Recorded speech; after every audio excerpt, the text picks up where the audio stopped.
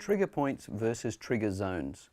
This is an interesting conversation or thing that we all talk about in dry needling. We talk about trigger points. That's the traditional way to describe taut bands. If you have a look at the Bible of all trigger points, it's Travail. And in Travail, they might talk about an area in the rectus femoris, for example, where the trigger point, the most common area for a trigger point there, is actually up here in the proximal area of the rectus femoris. And it's marked by a great big cross like that in the book.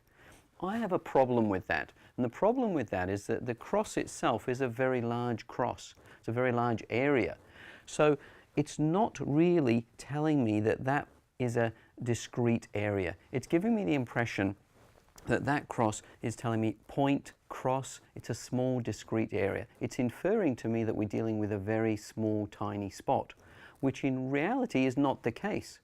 What we normally do with patients that come in with tender areas in the rectus femoris, for example, we're palpating in here with our thumb, for example, like so, and we're using the whole area of our thumb here, the pad of our thumb, to find areas of tension, those taut bands.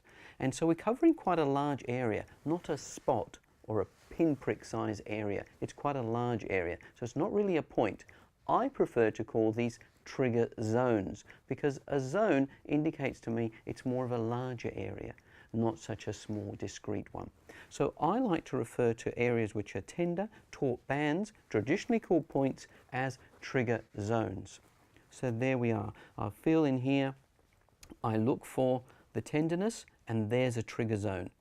And obviously there are many trigger zones throughout the rectus femoris. It's a large muscle, and this might be one where it's common to find one, but there are plenty more down here. Another interesting thing about trigger zones, it really is important to spend time palpating and feeling for those trigger zones, which are going to tell you two really important things. They're going to help you decide the depth and the angle to which you should needle.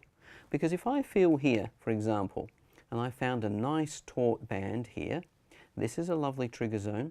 So I'm now feeling that's the depth, that's around 15 mil, 20 mil, that's the depth I'm going to go, but what angle should I use? Well, the angle is determined by my palpation. And we do this all day, so it's nothing new, nothing that you don't do already. You feel for that, the difference is what you do next. So if it's needling that you're going to do, we found the depth, now let's have a look at the angle. I merely move my thumb around over that trigger zone to find where is it the most taut, where is it causing the most discomfort, and perhaps even a referral from that trigger zone. So once I found that angle, I know then that the best way to needle that is in that angle and at that depth.